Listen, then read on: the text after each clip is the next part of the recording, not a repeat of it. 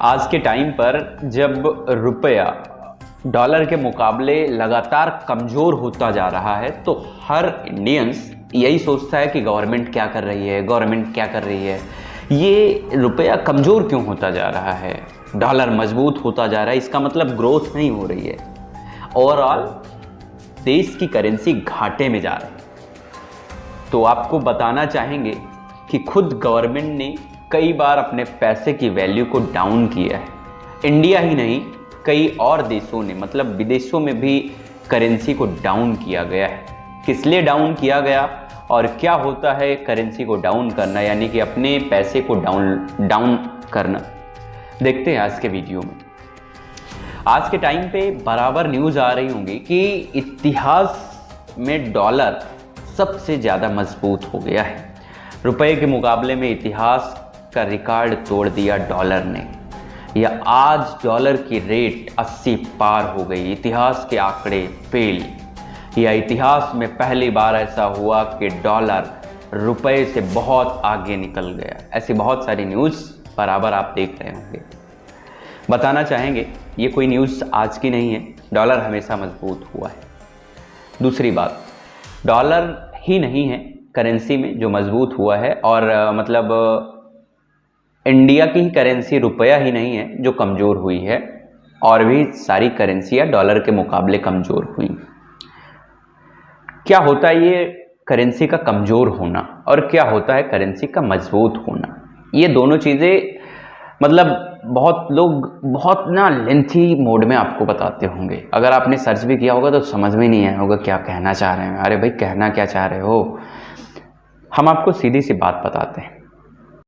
Actually में क्या होता है, जिस कंट्री में इंपोर्ट ज़्यादा होता है, आयात ज़्यादा होता है, जब आप किसी कंट्री से आयात करते हो तो वहाँ पर आपकी करेंसी, मतलब आपकी करेंसी डाउन होती है, और जहाँ से आप इंपोर्ट कर रहे हो वहाँ की मजबूत होगी। जब आप एक्सपोर्ट ज़्यादा करते हो, एक्सपोर्ट मतलब जब आप दूसरे देशों को माल भेजते ज़्यादा हो, मंगाते कम हो, उस टाइम पर आपकी करेंसी मजबूत ज़्यादा होगी, जहाँ भेज रहे हो वहाँ की कमज़ोर ज़्यादा होगी। बस ओवरऑल यही चल रहा है। हम इंडिया में अभी आज के टाइम पर देखा जाए जो बराबर डॉलर मजबूत होता जा रहा है, इसको अगर आम बोलचाल की भाषा में समझे तो आप ये कह सकते हो कि हम विदेशों में माल भेज कम पा रहे हैं, विदेशों में प्रोडक्ट्स हमारे कम चल रहे हैं, विदेशों में हमारे देश की कंपनियां कम हैं, और विदेशी कंपनियां हमारे देश में बहुत ज़्यादा हैं। विदेशी कंपनियों का माल हमारे देश में बहुत ज़्यादा बिकता है, बहुत ज़्यादा डिमांड है, और इसीलिए भारत का रुपया बराबर कमज़ोर होता जा रहा है और डॉलर बराबर मजबूत होता जा रहा है। हमारा अनुमान है कि अब समझ में आ गया होगा सभी लोगों के। अब एक और बात, क्या यही एक तरीका होता है जिससे करेंसी मजबूत होती जाती है और डाउन होती जाती है, या दूसरा भी तरीका होता है? तो आपको बता दें, एक दूसरा भी तरीका होता है जब करेंसी को गवर्नमेंट वहाँ की खुद डाउन करती है। क्यों डाउन करती है, क्या कारण होते हैं, आइए देखते हैं। जब करेंसी को कोई गवर्नमेंट डाउन करती है तो इसको बोलते हैं मुद्रा का अवमूल्यन। मुद्रा का अवमूल्यन का मतलब कि मुद्रा की जो उस समय की वहाँ की करेंसी की जो रेट थी उसको डाउन कर दिया। ये खुद अपने आप में होता है। आपने अक्सर सुना होगा, जब भी कोई बात कर रहा होगा कि आज़ादी के टाइम पर डॉलर और रुपया बराबर था, कोई तो ये कह देगा कि उस समय रुपया जो है डॉलर पे भारी था, डॉलर जो है सस्ता था, रुपये महंगा था। बहरहाल ठीक है, हम सहमत हैं आपकी बात से। खेल शुरू होता है डॉलर और रुपए का 1947 से, क्योंकि जब देश आज़ाद ही नहीं था तो हमें तो कोई मतलब था ही नहीं डॉलर क्या है, रुपया क्या है, क्योंकि पूरा खेल तो अंग्रेज कर रहे थे, व्यापार तो अंग्रेज कर रहे थे। तो डॉलर महंगा था या सस्ता था वो अंग्रेज अपने हिसाब से मैनेज कर रहे थे। हमारे हाथ में आज़ादी आती है 1947 में, 15 अगस्त 1947 को हम आज़ाद होते हैं, हम भारतीय, और फाइनली प्रधानमंत्री, प्राइम मिनिस्टर इंडिया के बनते हैं जवाहरलाल नेहरू। अब जब अंग्रेज अपने कंट्री को, इंडिया को छोड़ के जाते हैं, उस टाइम पे एक बहुत बड़ा इशू या बहुत बड़ा चैलेंज होता है हम इंडियंस के पास, और खासकर प्राइम मिनिस्टर जवाहरलाल नेहरू के पास। उस समय इंडिया के पास अब कुछ भी बचा नहीं था, पैसा वैसा तो कुछ बचा ही नहीं था, क्योंकि सब जो कुछ था वो ले जा चुके थे अंग्रेज। अब ये था कि कैसे विदेशी कंपनियां या विदेशी लोग कैसे इन्वेस्ट करें, हमारे देश में व्यापार कैसे चल सके। तो ये हुआ कि अब अपने मुद्रा, जो हमारी मुद्रा है, इसका अवमूल्यन करते हैं। अवमूल्यन करते हैं मतलब अपनी मुद्रा की वैल्यू को हम घटा देते हैं, तो विदेशों का व्यापार थोड़ा बढ़ जाएगा। और यहीं से शुरू होता है डॉलर और रुपए का मुकाबला। ये शायद ही कोई बताया होगा, हम आपको बता रहे हैं, पूरा वीडियो देखिएगा। डॉलर और रुपए का पूरा खेल समझ में आ जाएगा, क्या गणित है। कैलकुलेशन हम उस तरीके से तो आपको नहीं बताने वाले हैं कि इंटू ये कहाँ से क्या हुआ, कहाँ से क्या, हम आपको ओरली ही बताएंगे सारी चीज़ें। लेकिन भरोसा रखिएगा, वीडियो अंत तक देखने के बाद आपके बहुत सारे डाउट खत्म हो जाएंगे। होता क्या है, 15 अगस्त 1947 के बाद प्रधानमंत्री जवाहरलाल नेहरू ये डिसाइड करते हैं कि व्यापार इंडिया में बढ़े। इसके लिए वो पहली बार मुद्रा का अवमूल्यन करते हैं और डॉलर और मुद्रा की जो रेट रखते हैं वो 4.76 रुपये प्रति डॉलर की रखते हैं। मतलब यही वो दौर था, पहला दौर, जब डॉलर आपके रुपए से मजबूत हुआ। अब 1947 में ही 15 अगस्त के बाद 4.76 रुपये जब आपके पास होते, तब आप $1 को खरीद पाते। ये पहली बार प्रधानमंत्री जवाहरलाल नेहरू के शासनकाल में हुआ। बहुत सारे लोगों को ये जानकारी नहीं पता होगी, हमने सोचा ये ज़रूरी है, तभी मैथमेटिक्स समझ में आएगी एक्चुअल में रुपया और डॉलर का खेल क्या है। ये डॉलर का खेल यही नहीं रुकता, गवर्नमेंट पहली बार इसको नहीं डाउन करती है। इसके बाद 1962 से 35 में युद्ध होते हैं, पाकिस्तान के साथ युद्ध होता है, भारत का चीन के साथ युद्ध होता है पूरी तरीके से। अभी आप कह सकते हो कि भारत आज़ादी के बाद जो उसके जख्म थे व्यापार के और अपने मुश्किलों से झेलने के, वो ठीक से भरे भी नहीं थे। भारत के घाव की, एक तो पाकिस्तान के साथ युद्ध होता है, उसमें तो भारत को इतनी चोट नहीं लगती, लेकिन जो चीन का युद्ध होता है, असल में चीन के युद्ध में भारत बिल्कुल टूट चुका होता है। यकीन मानिए उस समय भारत की स्थिति बहुत ज़्यादा दयनीय हो गई थी। कारण चीन पहले से ही बहुत शक्तिशाली देश था। भारत आज़ादी 1947 में हुआ था, तो 10-12 साल में क्या करे, और वो भी 10-12 साल में आते आते पाकिस्तान से युद्ध करना पड़ा, फिर चीन से भी।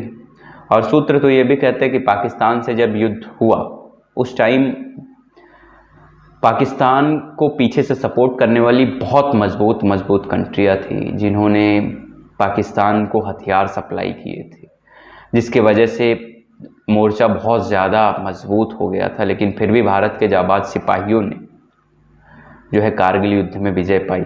हालांकि चीन का युद्ध हम लोग हार गए थे। उस समय हम बहुत ज़्यादा, कह सकते हो कि हम भारतीय बहुत ज़्यादा कमज़ोर थे। एक कह सकते हो कि घायल से भी महाघायल जो हो, उस पर अगर कोई बहुत शक्तिशाली अटैक कर दे तो घायल क्या कर पाएगा, कुछ ऐसा ही था। बहरहाल उस टाइम भी जब इंडिया की करेंसी बिल्कुल टूट जाती है युद्ध के दौरान, तो फिर से जो है मुद्रा का अवमूल्यन किया जाता है, फिर से इसकी रेट घटाई जाती है और अब 7.5 रुपये प्रति डॉलर रेट रख दी जाती है। मतलब अब डॉलर 7.5 रुपये के करीब हो गया था। मतलब 7.5 रुपये जब आपके पास होंगे तो $1 आपके पास होगा। इसके बाद 1991 में फिर से आर्थिक मंदी देखी जाती है। आरबीआई डिसाइड करती है कि फिर से अवमूल्यन करना चाहिए, तो 26 रुपये प्रति डॉलर 1991 में डॉलर की रेट पहुंच जाती है। 1991 के बाद 2009 में फिर से अवमूल्यन किया जाता है और अब की बार 46.50 रुपये प्रति डॉलर की रेट हो जाती है। इस तरीके से अवमूल्यन कई बार करने के बाद और लगातार व्यापार में हम माल मंगाते ज़्यादा हैं, भेजते कम हैं, इसके चलते में डॉलर की रेट बढ़ती चली गई।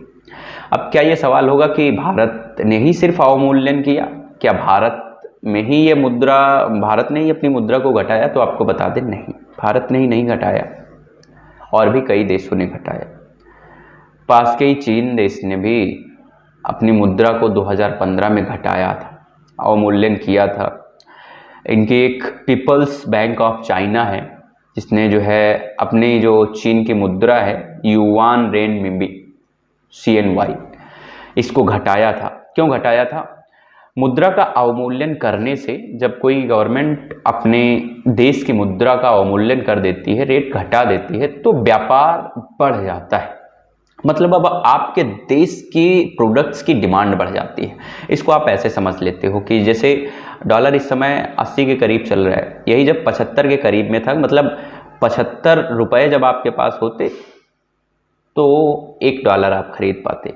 लेकिन मान लो कि उस समय फॉरेन के या अमेरिका के किसी पर्सन को अगर 2 किलो चीनी खरीदनी होती तो उस समय, अब इंडिया में 40 रुपये में चीनी है, तो सीधी सी बात है कि अब 80 रुपये के करीब में डॉलर पहुंच गया है, तो 2 किलो चीनी उसे $1 में मिल जाएगी। लेकिन यही अगर 2 किलो चीनी उसे अभी 1 साल पहले खरीदनी होती तो उसे कुछ जो है पॉइंट और डॉलर के खर्चा करने पड़ते। आप कह सकते हो जब किसी देश की मुद्रा कम होती है, मुद्रा की रेट कम होती है, तो वहाँ पर बाहर प्रोडक्ट्स की सप्लाई की मांग बढ़ जाती है क्योंकि रेट सस्ते हो जाते हैं। अब यही चीन ने भी किया था कि चीन ने 2015 में जब अपने मुद्रा की रेट डाउन की, तो आपने देखा होगा 2015 के बाद चीनी प्रोडक्ट्स मार्केट में बिल्कुल भर गए। आप नोटिस करो, हर एक जगह पे हर एक प्रोडक्ट की कॉपी चाइना ने बिल्कुल मेंटेन करके भेज दी है आप तक, और आप उसको बराबर यूज़ भी कर रहे हो। आप खुद ही कहते हो चाइना के आइटम्स बहुत सस्ते हैं, बहुत सस्ते हैं। उसने अपनी मुद्रा को डाउन किया है, इसलिए डाउन किया है ताकि हमारे प्रोडक्ट्स हर कंट्री में पहुंच सकें। और आज देखो चाइना अपनी उस स्ट्रेटेजी में कामयाब भी हो गया। बहरहाल इंडिया अभी चाइना जैसी स्ट्रेटेजी नहीं बना पाया, ये बिल्कुल कड़वा सत्य है। जिस प्रकार से चाइना हर एक प्रोडक्ट बनाने पर फोकस करता है, जिस प्रकार चाइना अपने कंट्री के यूथ की पावर का सही इस्तेमाल करता है, अभी इंडियन गवर्नमेंट अपने कंट्री के यूथ का उस हिसाब से यूज़ नहीं कर पा रही है, मैन पावर का उस हिसाब से यूज़ नहीं कर पा रही है। जैसे ये कहा जाता है कि जनसंख्या में, कहा कि वो बिल्कुल सच है कि जनसंख्या में चाइना नंबर 1 पे, इंडिया नंबर 2 पे, लेकिन चाइना अपनी जनसंख्या का सही इस्तेमाल कर पा रहा है। हम इंडियंस जो हैं अपनी मैन पावर का सही इस्तेमाल नहीं कर पा रहे, जिसके कारण बहुत सारी प्रॉब्लम्स खड़ी हो रही हैं। इसका एक सबसे बड़ा कारण यह भी है कि गवर्नमेंट्स के द्वारा उस तरीके से उतनी मैन पावर को जो है, मैन पावर के लिए जॉब्स ना खड़ी कर पाना, उतने फैक्ट्रियाँ डेवलप ना करा पाना, बाहर की कंपनियों को ना बुला पाना एक प्रमुख कारण है। बहरहाल मुद्रा को लेकर जो हमारा आज का ये वीडियो है, इसमें सिर्फ आखिरी में फिर से एक बार बता दें कि अभी अगर इंडिया में व्यापार, आप कह दो कि इंडिया दूसरे देशों से माल लेना कम कर दे और माल भेजना शुरू कर दे, बस आप देखिएगा अभी चीज़ें सब नॉर्मल हो जाएंगी। डॉलर अभी अपने आप थम जाएगा, यहीं पे धीरे धीरे घटना शुरू हो जाएगा। ये चीज़ कब होगी ये तो टाइम पे डिपेंड करती है, लेकिन अभी गवर्नमेंट को थोड़ी सी पॉलिसी अपनानी चाहिए चाइना जैसी, कि मानते हैं हम चाइना बहुत सारी चीज़ों में बहुत अलग है, डिफरेंट तरीके से काम करता है, लेकिन उसकी जो बिज़नेस की पॉलिसी है, बिज़नेस की पॉलिसी उसकी वाकई में बहुत ज़बरदस्त है। वो अपने यूथ की मैन पावर को ख़राब नहीं जाने देता। आज इंडिया के टाइम पे क्या होता है, स्टूडेंट्स पढ़ाई के टाइम पे आपको क्या लगता है 100 में 100 स्टूडेंट्स पढ़ाई कर रहा होता है, पढ़ाई से ज़्यादा तो वो और कुछ कर रहे होते हैं, जो एक बिल्कुल सच बात है। यहाँ का स्टूडेंट्स, इंडिया का स्टूडेंट्स ग्रेजुएशन कर लेता है, फाइनल कर लेता है, उसे पता ही नहीं होता है कि एक्चुअल में हमें करना क्या है। मास्टर डिग्री लेके बैठा है, वो अभी भी सोच रहा है करना क्या है। उसका ये भी एक बड़ा कारण है, पढ़ाई करने के बाद भी बैठा रहता है स्टूडेंट्स। कंपटीशन इतनी ज़्यादा है कि सही मायने में उसे ना उसकी पावर का, उसकी ताकत का, जो उसने पढ़ाई की उसका कहीं यूज़ ही नहीं हो पाता। हर जगह पे तो इतना ज़्यादा भागदौड़, और सीधा सा फंडा है, किसी कंपनी में 10 जॉब निकलती हैं, 10 लाख अप्लाई करने वाले लोग होते हैं। इस चीज़ को कम करना होगा। जॉब ज़्यादा निकलेंगी, एम्प्लॉय कम हो, फिर देखो चीज़ें कितनी अच्छी हो जाएंगी, सेट हो जाएगा। तो वीडियो भी काफ़ी लंबा होता जाता है, तो होता जा रहा है, तो वीडियो को ना लंबा करते हुए, बड़ा ना करते हुए इसी के साथ विराम लेते हैं। फिर मुलाकात होती है एक अगले वीडियो में, एक अगली स्टोरी के साथ। तब तक के लिए देखते रहें स्ट्रांग भारत मजबूत भारत। बहुत सारे वीडियो अपलोड हो चुके हैं, ऐसी बहुत सारी स्टोरी पहले से हैं हमारे चैनल पे। अगर नहीं देखे हैं तो अभी जाकर तुरंत देखें, हमें लगता है वो भी वीडियो आपको अच्छे लगेंगे। एक चीज़ और कहना चाहेंगे आपसे कि आपका प्यार बराबर मिल रहा है, चैनल पे सब्सक्राइबर बढ़ रहे हैं। जिस हिसाब से स्टार्टअप किया था तो बहुत मायूसी थी, बहुत टाइम पहले का चैनल है, लेकिन अब मुझे लगता है कि आपका ये प्यार बहुत जल्द हमारे चैनल को मोनेटाइज कर देगा। इसमें आप सभी का बराबर का सहयोग रहेगा। तो कल फिर मिलते हैं इसी टाइम पे एक नए वीडियो के साथ। तब तक के लिए स्वस्थ रहें, मस्त रहें और देखते रहें स्ट्रांग भारत मजबूत भारत। Thank you.